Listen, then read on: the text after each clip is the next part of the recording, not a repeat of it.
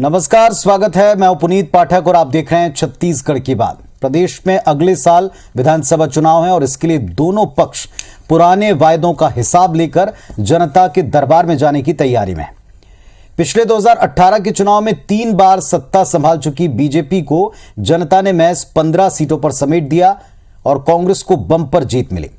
इस जीत में एक बड़ा फैक्टर कांग्रेस का जन घोषणा पत्र उसे भी माना गया, जिसे रायशुमारी के बाद तैयार किया था। पार्टी के घोषणा पत्र में एक वायदा शराबबंदी का भी था, जिसको लेकर भाजपा बार बार मौजूदा कांग्रेस सरकार को घेरती रही है। लेकिन अब एक घटना के बाद कांग्रेस का आरोप है कि भाजपा का हाथ शराब तस्करों के साथ। कांग्रेस ने यह भी कहा कि शराबबंदी जनता का नहीं, भाजपा का मुद्दा हो सकता है, जबकि भाजपा का आरोप है कि पार्टी शराबबंदी का वायदा करके अब उसकी चर्चा तक से भाग रही। इस पर दोनों पक्षों को सुनेंगे, दोनों पक्षों से बातचीत करेंगे। हमारे साथ दोनों पक्षों के दो बड़े कर्मठ, कुशल और सक्षम नेता हैं अपने पक्षों का जवाब देने के लिए। संजय श्रीवास्तव जी भारतीय जनता पार्टी की तरफ से और सुशील आनंद शुक्ला साहब कांग्रेस पार्टी के संचार विभाग प्रमुख, ये हमारे साथ में जुड़ चुके हैं। इनसे चर्चा करें उसके पहले एक रिपोर्ट पहले देख लीजिए। क्या ऐसी घटना घटी जिसके बाद ये बहस जोरों पर छिड़ गई?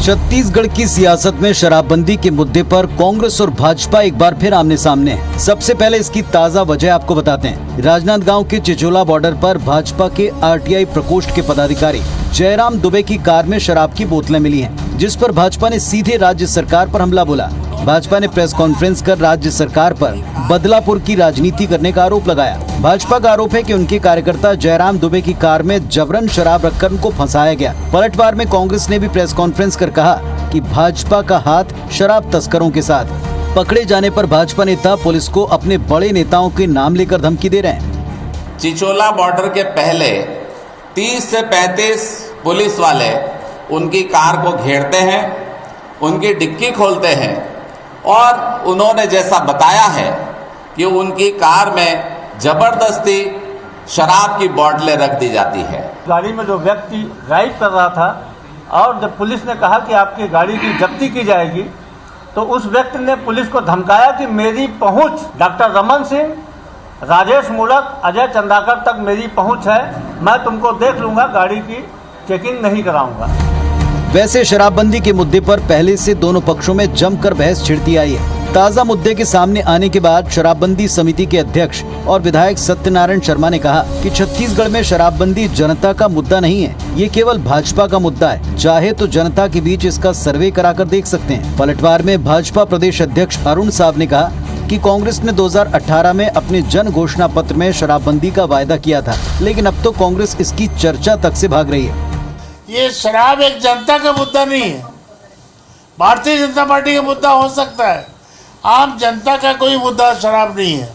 अगर है तो अगर इसमें भी है तो इसका सर्वे करा लिया, देख लिया जाए, सब चीज़ सामने आ जाएंगी।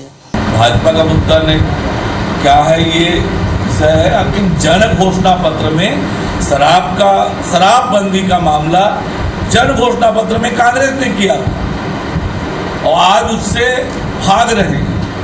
ये सच है कि पिछले चुनाव में कांग्रेस ने लोगों की राय शुमारी के बाद अपना जन घोषणा पत्र जारी किया था, जिसमें शराबबंदी का वायदा शामिल था, जिसे लेकर भाजपा कांग्रेस को घेरती रही है। ये भी सच है कि भाजपा शासित राज्यों में शराबबंदी पर बीजेपी चुप्पी साध लेती है, अलग राय रखती है। लेकिन मौजूदा दौर में छिड़ी बहस के बाद अब सवाल ये कि आगामी 2023 के विधानसभा चुनाव में शराबबंदी किस पार्टी का मुद्दा रहेगा। सौरभ सिंह परिहार, IBC 24, रायपुर। चलिए, दोनों पक्षों के समर्थ नेताएं अपनी अपनी बात रखने के लिए सीधे बातचीत की शुरुआत करते हैं। सुशील आनंद शुक्ला साहब, बीजेपी को आपने सुना, वो ये कहती है प्रेस कॉन्फ्रेंस करके कि जबरन उनके नेता को फंसाया, क्योंकि वो अलग अलग मुद्दों पर RTI लगाते थे, कलई खोलते थे, इसीलिए उनको फंसा दिया। दूसरा आरोप उनका है कि अब तो आप शराबबंदी की बात तक से भाग रहे हैं, जबकि पहले आपका ये वायदा था। देखिए पुनीत जी, ये जो जबरन फंसाने वाली बात जब होती है तब अपराधी या अपराधी के पैरोकार इस प्रकार की दलीलें देते हैं। जयराम दुबे भारतीय जनता पार्टी के RTI प्रकोष्ठ के पदाधिकारी हैं। उनकी कार लगातार चिचोला बॉर्डर से हर दूसरे तीसरे दिन आती जाती थी। जब बॉर्डर पे उस कार को रोकने की कोशिश 1-2 बार की गई तो उन्होंने गाड़ी को तेज से भगाया। बाकायदा ये चीजें सीसीटीवी की रिकॉर्डिंग, उस दिन भी उनकी कार को रोकने की कोशिश की गई, पुलिस की निगाह में वो गाड़ी थी, उनको रोकने की कोशिश की गई, फिर उन्होंने भगाने की कोशिश की, पुलिस ने उनकी गाड़ी को रोका, वहां पे चेक करने की चेक करने के समय उन्होंने धमकाया कि मैं भारतीय जनता पार्टी का फलाना हूं, धमाका हूं, बड़े बड़े नेताओं का उन्होंने नाम लिया कि हमारे वहां तक पहुंचे, मैं गाड़ी नहीं चेक कराऊंगा। ये सारी चीजें सीसीटीवी फुटेज में है। जब उन्होंने अपने आप को बताया कि मैं भारतीय जनता पार्टी का फलाना पदाधिकारी हूं, तो बाकायदा उनकी गाड़ी की चेकिंग के समय की वीडियो रिकॉर्डिंग भी कराई गई और उस गाड़ी से 14 बोतल शराब, जो लगभग 13 लीटर होती, जब्त की गई। विभिन्न ब्रांड की शराब थी जो महाराष्ट्र से छत्तीसगढ़ लाई जा रही थी। अब बताइए कि जब कोई व्यक्ति शराब की तस्करी में पकड़ाया है तो उस पार्टी को उस व्यक्ति के ऊपर में फौरी तौर पे कार्रवाई करनी चाहिए कि भाई ये व्यक्ति हमारी पार्टी को छवि को धूमिल कर रहा है। पूरी की पूरी पार्टी आधा दर्जन प्रवक्ता बैठ के वहाँ प्रेस कॉन्फ्रेंस करते हैं और उस व्यक्ति को क्लीन चिट देते हैं। अरे भाई, यदि आप आरटीआई प्रकोष्ठ के व्यक्ति हैं, आप यदि कोई आरटीआई निकाले, इसका मतलब आपको शराब तस्करी का लाइसेंस नहीं मिल जाता है। और आपने जो आरोप लगाए थे वो आरोप इतने सतही और टुच्चे दर्जे के थे कि उन आरोप का जवाब दिया जा चुका है और आपको क्यों फंसाया जाएगा। आप सीधे सीधे पुलिस की निगरानी में आते हैं, आपके खिलाफ में जो कार्रवाई की जाती है वो पुलिस के रिकॉर्ड में है। शराब तस्करी आपका पेशा है और भारतीय जनता पार्टी की यही नहीं, आधा दर्जन से अधिक नेता, मुंगेली का इनका भाजपा का नेता, बालोद का इनका जिला उपाध्यक्ष, बलौदा बाजार का इनका नेता, ऋषि राजनाथ गांव का नेता, आधा दर्जन से अधिक भारतीय जनता पार्टी के पदाधिकारियों के ऊपर में शराब तस्करी का आरोप लगे। ऐसे समय जबकि उसके ऊपर कार्रवाई करना चाहिए, भारतीय जनता पार्टी जिस प्रकार से पैरोकारी कर रही, उससे स्पष्ट हो रहा है कि भारतीय जनता पार्टी ऐसे लोगों को संरक्षण दे रही। जहां तक शराबबंदी का सवाल है पुनीत जी, निश्चित तौर पर हमारी सरकार शराबबंदी के लिए पूरी तरीके से प्रतिबद्ध है। कांग्रेस पार्टी, हम इस दिशा में प्रयास कर रहे हैं। हमने 70 से अधिक दुकानों को बंद किया। जब प्रदेश में हमारी सरकार नहीं थी 2018 में, तब छत्तीसगढ़ प्रति व्यक्ति शराब की खपत में देश में पहले नंबर में था। हमारी सरकार के प्रयासों का परिणाम है कि आज शराब की खपत में छत्तीसगढ़ 18वें नंबर में है। अंग्रेजी शराब की खपत में 10% की, देसी शराब की खपत में 16% की कमी हुई है हमारी सरकार के प्रयासों का। हम जन जागरण करना चाहते हैं। भारतीय जनता पार्टी सिर्फ शराब के मुद्दे को सिर्फ और सिर्फ बयानबाजी करती है पुनीत जी। यदि वास्तव में शराबबंदी के मसले में होते तो अभी तक अपने विधानसभा की कमेटी में विधायक का नाम क्यों नहीं देते। जन जागरण की कमेटी होती उसमें भी इनसे नाम मांगा गया तो उसमें भी इन्होंने इनकार कर दिया। सिर्फ और सिर्फ और शराब का सरकारीकरण किसने किया। 138 साल पुरानी शराब नीति को बंद करके बोलते थे रमन सिंह की चाहे चुनाव हार जाऊं लेकिन शराबबंदी करूंगा।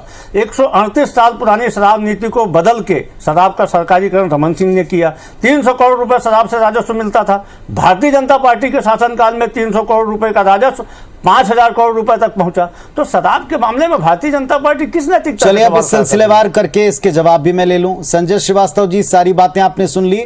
दो मूल प्रश्न हैं। भारतीय जनता पार्टी अपने स्टेट में तो शराबबंदी लागू करती नहीं, यहां इसके खिलाफ आवाज उठाती है। यहां वो कहते हैं कि आप महंगाई पर बात करने से बचते हैं। दूसरा, आपके उस नेता को क्यों बचा रहे हैं जो निगरानी में था और जो शराब के साथ पकड़ा गया।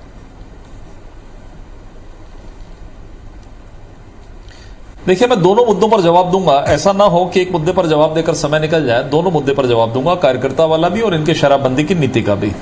देखिए, ऐसा है कि आपने जो प्रश्न किया, ये प्रश्न तो खैर आज चर्चा का विषय नहीं होना था, लेकिन आपने कहा तो मैं उसका जवाब भी दूंगा कि देखिए, देश के अनेक राज्यों में शराब बिक्री होती है।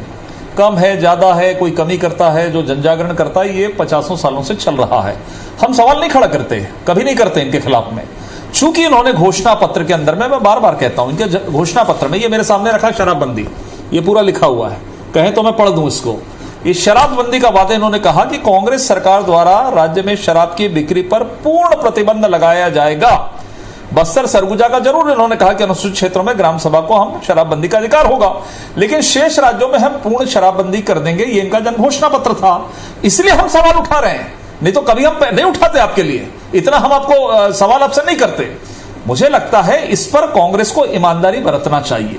ऐसी बदनाम सरकार जो कि महिलाओं को, और ये भी मैं याद दिला दूं कि टीएस बाबा कहते थे ना, आपको भी याद होगा पुनीत जी, कि हम तो जनता के बीच में गए हैं, महिलाओं से हम बातचीत करें, बस्तर गए, हम सरगुजा गए, इधर गए, उधर गए, लोगों से पूछा है और फिर हमने एक मैनिफेस्टो बनाया कि आपको क्या चाहिए, हम सरकार में आएंगे तो करेंगे। महिलाओं के साथ में विश्वासघात करके तमाम प्रकार का काम, ज्यादा 16%, 2%, क्या है ये दूसरे राज्यों में, ये नहीं। और सबसे बड़ा आश्चर्य आज ये हुआ मुझे सुनकर कि जो इनकी शराबबंदी की जो कमेटी बनी है सत्यनारायण शर्मा जी, उनका जब ये बयान, वरिष्ठ नेता है, उनका ये बयान आया कि ये तो जनता का मुद्दा है ही नहीं, ये तो बीजेपी जबरदस्ती कर रही है। मतलब इससे निकृष्ट बयान, और मैं तो माननीय सत्यनारायण शर्मा जी का सम्मान करता हूं, तो फिर आप कमेटी में बने क्यों हैं? इस्तीफा दे दीजिए। जनता का मुद्दा नहीं तो आपने कमेटी क्यों बनाया? कमेटी बनाने की आवश्यकता क्यों पड़ गई? बीजेपी के कारण कमेटी बना दी आपने। अरे तुरंत इस्तीफा दीजिए, अभी भूपेश बघेल जी को इस्तीफा भेजिए। कम से कम आपसे ऐसी उम्मीद नहीं थी कि आप इस तरह का जवाब देंगे। मुझे लगता है इस पर विचार करना चाहिए। दूसरा, आप कहते हैं कि आधा दर्जन प्रवक्ता, अरे हम जब सवाल करते हैं तो आधा दर्जन मंत्री, फुटेज में दिखा दूंगा राजीव भवन के अंदर में कि आधा दर्जन मंत्री सफाई देते हुए नजर आते हैं, एक साथ बैठते हैं राजीव भवन के अंदर में। तीसरा, यदि आपको लग रहा है कि जयराम दुबे तस्करी कर रहा है तो बंद करिए ना शराबबंदी, वही तो है, शराब बंद कर दीजिए, साला तस्करी होगा कैसे? तस्करी होगी ही नहीं, आप पकड़ लीजिए, कहीं कार्रवाई करिए, यही तो कह रहे हैं कि शराबबंदी कर दीजिए। चौथा विषय यह है कि यदि आप ये कह रहे हैं कि भाजपा पैरोकार है शराब की, तो अभी बंद करिए ना, हम तो कह रहे हैं। ये कैसी भाजपा है जो सवाल खड़ा कर रही है? आप एक तरफ पैरोकार भी बोलते हो, उसके बाद आप शराब चालू रखते हो। लेकिन क्या शराब की तस्करी में कोई लिप्त है? उसकी क्या उसकी पैरवी नहीं सुनिए, बीजेपी करेगी या उसे करना चाहिए? एक मिनट सर, एक मिनट, मैंने बोला नहीं, मैंने पुनीत जी, मैंने बोला दोनों चीजों का जवाब दूंगा। एक आखिरी पहले कहा कि इन्होंने कहा कि सरकारी नीति, अरे भैया सरकारी नीति हमने किया तो आप 4 साल कंटिन्यू क्यों कर रहे हो? हमारी नीति का समर्थन आप क्यों कर रहे हो? तत्काल चेंज करिए, क्यों नहीं कर रहे हैं आप? तो मुझे लगता है यह दोहरा चेहरा जो इनका है। अब रहा कार्यकर्ता का जयराम दुबे का, यह स्पष्ट है उस जयराम दुबे पर पहले भी हमला हो चुका है कोटा थाने में। मेरे मित्र जो कांग्रेस के हैं ना, चले जाएं कोटा थाने में, पता लगा लें, उनके ऊपर हमला हुआ था जब गोबर के मामले में हमने प्रेस कॉन्फ्रेंस करी थी, सवाल उठाया था, अगले दिन सुबह उस पर हमला हुआ था। और क्या ये जयराम दुबे 13 बोतल लेके शराब की तस्करी करेगा?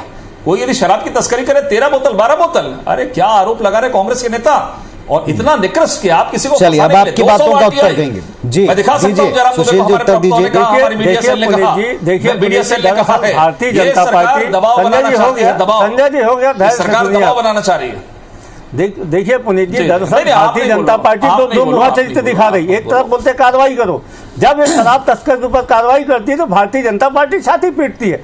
बिल्कुल भारतीय जनता पार्टी उस शराब तस्कर को संरक्षण देना चाहती है, इसीलिए उस कार्रवाई का विरोध किया। कार्रवाई तो की गई ना, पूरी की पूरी भारतीय जनता पार्टी छाती पीट रही है। तो इनका कार्यकर्ता, इनका नेता जो आरटीआई प्रकोष्ठ का नेता हो गया, इसका मतलब उसे शराब तस्करी का ठेका थोड़ी मिल गया जो शराब तस्करी करेगा। यही चाहते हैं शराबबंदी लागू हो, ताकि इनके नेता जो बेधड़क 15 साल से शराब तस्करी करते थे वो बेबाक रूप से शराब तस्करी कर सके। इसीलिए भारतीय जनता पार्टी, अरे कमेटी, उस कमेटी के अध्ययन में आप अपने प्रतिनिधि को भेजे होते तब आपको समझ आता। उस कमेटी के अध्ययन के बाद ही माननीय सत्यनारायण शर्मा जी ने कहा कि शराबबंदी जनता का मुद्दा नहीं है, भारतीय जनता पार्टी का मुद्दा है। दरअसल छत्तीसगढ़ में भारतीय जनता पार्टी पूरी तरीके से मुद्दा विहीन हो चुकी है, इसलिए वो इस प्रकार की बातें करती है। अरे गए हैं आपके नेता बस्तर गए हैं, उनसे जाके पूछिए, जाके वहाँ पंचायतों से पूछे क्या शराबबंदी लागू की जा सकती है क्या? 7 राज्यों से घिरा हुआ है, अभी तो शराबबंदी नहीं लागू है, तब आपके नेता शराबबंदी कर रहे हैं। जिस समय हम शराबबंदी लागू कर देंगे, 7 राज्यों से घिरा हुआ है, हर भाजपा का कार्यकर्ता, कोई उड़ीसा से, कोई झारखंड से, कोई उत्तर प्रदेश से, अभी तो महाराष्ट्र से शराब, चारों तरफ से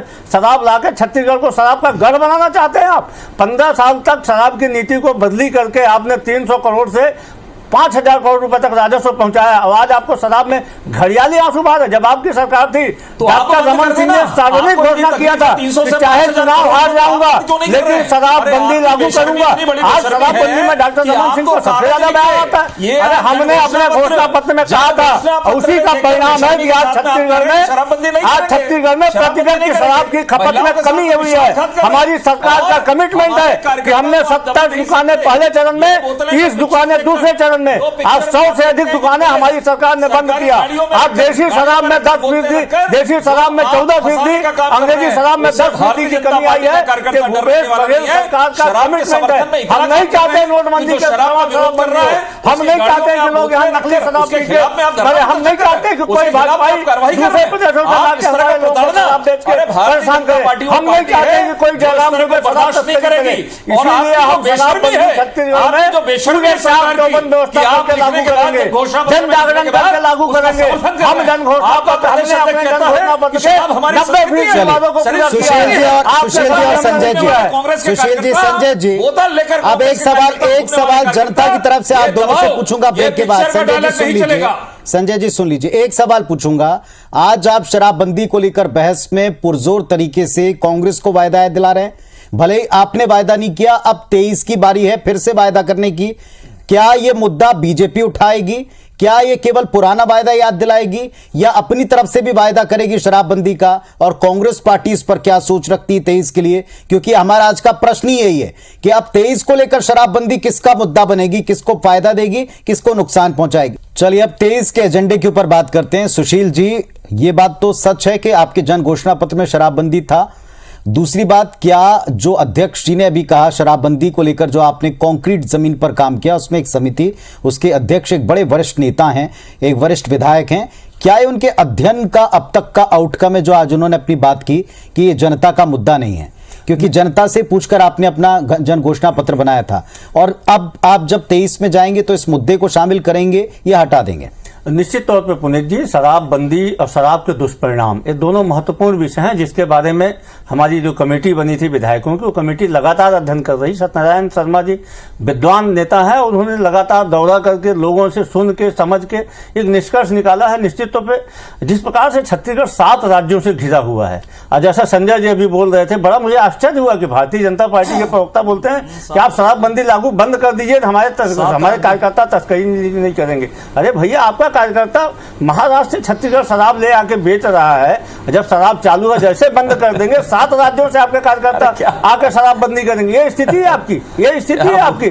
बड़े दुर्भाग्यजनक बात है। बिल्कुल सत्यनारायण शर्मा जी ने जो कहा, पुनीत जी एक चीज बता दूं मैं आपको कि छत्तीसगढ़ में शराबबंदी को सहने लागू करना होगा। शराब के दुष्परिणामों से लोगों को जागरूक करके ही शराबबंदी तो 23 के लिए आप तैयार हैं कि आप निश्चित तब तौर तक पर जो है आप इसके लिए काम करेंगे? निश्चित तौर पर अब संजय जी की बारी। संजय जी एक उत्तर दीजिए। हमारी सरकार चालू है और शराबबंदी के लिए हम ठीक है 2023 तक जन जागरण ला के माहौल एक रोड मैप तैयार करेंगे। ठीक है संजय जी, अब आपकी बारी। आप बताएं, क्या भारतीय जनता पार्टी को प्रदेश में वाकई शराबबंदी की चिंता है या केवल कांग्रेस पार्टी को घेरना है सत्ता पक्ष? आप 23 के लिए इसे मुद्दा बनाएंगे अपने पार्टी की तरफ से? चलिए, नहीं बिल्कुल जी, बस 1-1.5 मिनट का समय दीजिए, मैं पूरा जवाब दे रहा हूं। सबसे पहले जिस शराबबंदी की बात कर रहे हैं कि सत्यनारायण शर्मा जी ने जो रिपोर्ट लाकर ये की है कि जनता नहीं चाहती है, 4 साल पहले चुनाव जीतने के लिए यही जनता कहती थी कि शराबबंदी कर देना। कितनी बड़ी बेशर्मी है कि सरकार में आने के बाद कहते हैं कि जनता कह रही है कि अब शराबबंदी नहीं होना चाहिए। यह इनका दोगलापन, ये उनका दोहरा चरित्र, दोगलापन, बेशर्मी, इस टाइप के शब्दों का उपयोग भारतीय जनता पार्टी के जो नया संस्कार है, माफ करिए संजय जी, ये दोगला चरित्र, दोगलापन, ये बेहूदगी, ये बेशर्मी, इस प्रकार के शब्दों का उपयोग आप बंद करिए। सारे के सारे शब्द उस पार्टी के ऊपर लागू होते हैं जिसका कार्यकर्ता, हमारा कार्यकर्ता डरेगा नहीं। दोगलापन, पूरी पार्टी महिलाओं के साथ में, कार्यकर्ताओं के साथ में दोगलापन 4 साल में बदल गया। उनके फोटो साल में बदल गया कि शराबबंदी नहीं होना चाहिए। 2 मीटिंग नहीं हुई है, 2 मीटिंग सत्यनारायण शर्मा जी की 2 मीटिंग नहीं हुई है। ये स्थिति है, ये बेशर्मी कांग्रेस सरकार की है। ये शराब से अवैध धंधा कर रहे हैं, पैसा कमा रहे हैं, अवैध धंधा शराब का कर रहे हैं। हर एक कार्यकर्ता कांग्रेस का, और उससे पैसे की उगाही हो रही है। और 2 घंटे शराब की दुकानों से अवैध शराब बेची जा रही है। सरकार के संरक्षण में जनता आज भ्रमित है, महिलाएं परेशान है। 4 साल पहले चिल्लाते थे जनता बोल रही है, आज कहते हैं कि जनता बोल रही है कि नहीं करना है। इससे बड़ी बेशर्मी, इससे बड़ा दोगलापन कांग्रेस का नहीं हो सकता। ये दोगलापन कांग्रेस के डीएनए में है, डीएनए में। देश की आजादी के बाद से यहाँ जनता को धोखा देने का काम एक मुझे मूल सवाल का उत्तर ले देश में किसी ने किया है। मुझे एक मूल सवाल का, संजय जी आपने अब तक उत्तर नहीं दिया। कांग्रेस की संजय जी आपने अब तक उत्तर नहीं दिया उस मूल प्रश्न का, क्या भारतीय जनता पार्टी 23 में शराबबंदी को अपने वायदे में शामिल करेगी? आपको फिर जाना जनता के पास या केवल कांग्रेस को घेरना है इस मुद्दे पर? बिल्कुल बता रहा हूं। और शराब के सरकारीकरण के लिए माफी सुन लीजिए, सुनिए, 2023 में हमारी सरकार बनेगी, हम शराबबंदी करेंगे, हम शराबबंदी करेंगे 2023 में। इनके सामने दोगलापन नहीं करेंगे, नहीं करेंगे। अगर दोगली हम 2023 पार्टी में तो शराबबंदी आपकी है, करेंगे, दोगली इनके जैसे दोगली दोगलापंथी पार्टी करेंगे भारतीय कि जनता लोगों के पार्टी बीच में है। जाकर बेहुदों शर्म आनी की चाहिए पार्टी इनको। भारतीय जनता दोगला पार्टी व्यवहार, है। शराब में डूबे हुए हैं, भारतीय मस्त जनता हैं। पार्टी का हाथ। ये शराब में डूबे हुए लोग इस तरह की भारतीय बात जनता कर रहे पार्टी हैं। जिसने महिलाओं के शराब साथ में की धोखा देने का काम काली यदि किसी ने कमाई के किया तो कारण कांग्रेस की भारतीय सरकार ने जनता किया पार्टी यहाँ है। पे महिलाओं के साथ में धोखा दिया है हमारी इन्होंने। सरकार और ने आज ये कहते हैं कि शराबबंदी नहीं। अरे सत्यनारायण शर्मा जी की कमेटी की 2 मीटिंग नहीं हुई, 2 मीटिंग नहीं हुई है। ये 2 अवैध धंधा कर रहे हैं। सरकारी दुकानों से अवैध धंधा हो रहा है, अवैध पैसे उगाही हो रही है, चुनाव के अंदर में पैसा जा रहे हैं। चलिए अब जनता के बीच में आप दोनों को जाना है, संजय जी और सुशील जी, और आपके नेता जनता के बीच में पहुंचे हुए भी हैं, लेकिन अब आप वायदा क्या करते हैं खुद या घेरते हैं ये देखेंगे। फिलहाल आप दोनों का धन्यवाद इस बहस में अपनी बात रखने के लिए। नमस्कार।